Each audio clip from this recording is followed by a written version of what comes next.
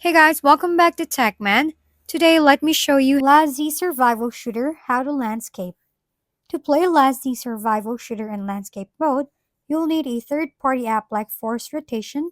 First, head to the Play Store, search for Force Rotation, and install it. Once installed, open the app and verify your age. You'll be prompted to grant permissions. Make sure to enable Display over other apps and Usage Access for it to work properly. After setup, tap the plus icon in the app and search for Last Sea Survival. Select it, hit OK, and choose the landscape option. Now go back and restart the game. Once permissions are set and the app is running, Last Sea Survival should launch in full landscape mode for a better, more immersive gaming experience.